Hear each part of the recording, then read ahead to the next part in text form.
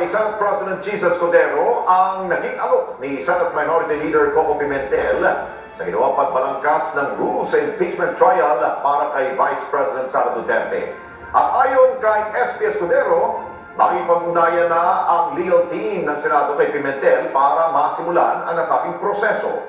Yan Corbera sa balita. Tinanggap na ni Senate President Francis Escudero ang alok na tulong ni Senate Minority Leader Coco Pimentel para bumalangkas ng rules sa impeachment trial laban kay Vice President Sara Duterte. Ayon kay Escudero, kwalipikado sa pwesto si Pimentel dahil bukod sa bar top notcher, kabilang ito sa 5 abogado na miyembro ng Senado. Sabi ni Escudero, nakikipag-ugnayan ng legal team ng Senado kay Pimentel para simulan ang pagbalangkas ng rules. Kailangan anya ngayon pa lang matalakay na ang rules para maipalam sa mga senador at hindi na humaba ang debate hinggil dito, oras na isa lang na ito sa plenaryo sa June. Hindi mahalaga sa akin kung sino mangunguna o mamumuno dito, pero anuman tulong ay tatanggapin namin at makikipag-ugnayan. Ang aming opisina at ang legal team ng Senado sa kanya, kaugnay sa kanyang mga ideya sa rules. Hindi ko kinakaila. Bar top na Sir Coco, tama siya. Isa siya sa mukonting abogado dito sa Senado. Inamin naman ng senador na wala silang magagawa at hindi maaaring tanggihan sakaling magpatawag ng special session ang Malacanang para sa impeachment trial. Pero tanong niya bakit nanggigigil at minamadali ang paglilitis. Ang tanong lang ay kung magkaka-forum dahil nga nasa kalagitnaan kasagsagan tayo ng kampanya. At dahil yung kalendaryo na prubahan ng matagal na at maliban sa mga nangangampanya, lokal man o nasyonal, so hindi lang na eleksyonista, ay baka sila iniwala dito. At wala namang rason para tumanggi ang Senado at ang Kongreso kung mangyayari yun. Di ba? Ba't naman kami hindi susunod? Pero para saan ulit? Para dito? Ulitin ba? Para dito? Hindi, hayaan natin magpasa. Kung maglalabas naman anya ng ruling ang Supreme Court na pumapabor sa fourth wave at uutusan ng Senado na magdaos sa impeachment trial, sabi ni Escudero, pagpapasyahan ito ng lahat ng miyembro. Bilang mga tatayong huwes, hindi anya sila magpapadala sa clamor o anumang demand para umpisahan ang paglilitis. Paano nila sasabihin? Ang sabi, trial shall forthwith proceed. Trial is the reception of evidence, admission of evidence by the impeachment court. Bukas, hindi namin kayang gawin yun. Dahil wala pang sagot ang nasasakdal. Wala pang reply ang prosecution. Wala pang preliminary conference. So anong i-order nila sa amin specifically? Ayokong pangunahan ng korte. Kaya sinasabi din ng ilang prosecutors, kung pwede lang daw, bukas na mismo. Mukhang hindi nila alam ang rules. Hindi namin kayang gawin yun kahit simulan namin yung proseso nang hindi pa nare-refer sa amin. So, papasahin namin kung naman yun at pag-aaralan namin kung paano ito mapapatupad at kung kaya itong matupad. Ulitin ko, ng pang-apat na beses na,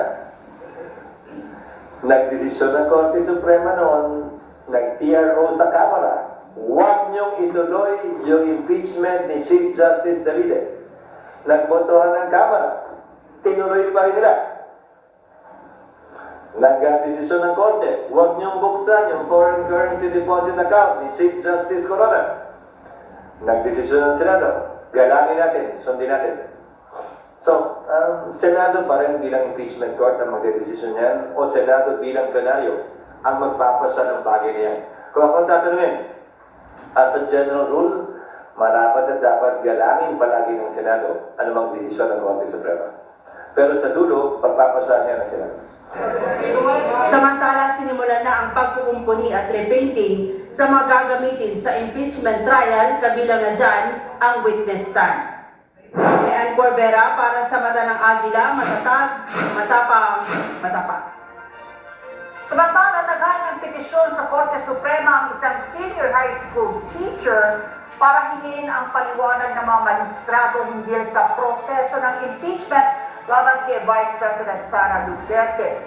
Nais ng petitioner na si John Barry Tayam na malaman kung ang terminong forthwith sa ilalim ng probisyon ng saligang batas ukol sa impeachment ay nangangahulugan na simulan kaagad ng Senado ang impeachment trial sa oras na matanggap ang impeachment complaint mula sa Kamara.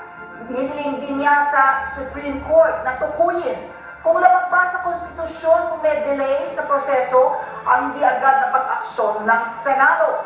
Sa timetable ng Senado sa July 30 pa o sa pagbubukas ng susunod na Kongreso pa ang tentative na petsa ng pagsisimula ng impeachment trial dahil hindi maaaring mag-convene ang kasalukuyang Senado habang naka-session break.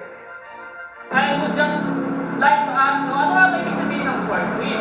Kasi iba naman yung interpretation ni Senator Cheese, and at the same time, iba-iba din yung mga interpretation ng ibang mga legal expert. At the same time, yung constitutionality po na ipapasa yung burden ng impeachment from 19th Congress to 20th Congress. Samantala, kinumpirma naman ng Korte Suprema na nag-ain ng entry of appearance si Attorney Michael Poa bilang karagdagang abogado ni Vice President Sara Duterte sa inihain nitong petisyon sa kataas-tasang hukuman. Si Poa ay ang dating tagapagsalita ni Vice President Sara Duterte sa kanya pong tanggapan sa bilang pangalawang Pangulo at nanungkulan din bilang Undersecretary ng DepEd. Una lang kinurasyon ng pangalawang Pangulo sa SC ang impeachment complaint laban sa kanya ng Kamara. Bukod kay Poa, isa rin sa 7 abogado sa petisyon ni VP Sara ay ang kamanitol na si dating Pangulong Duterte.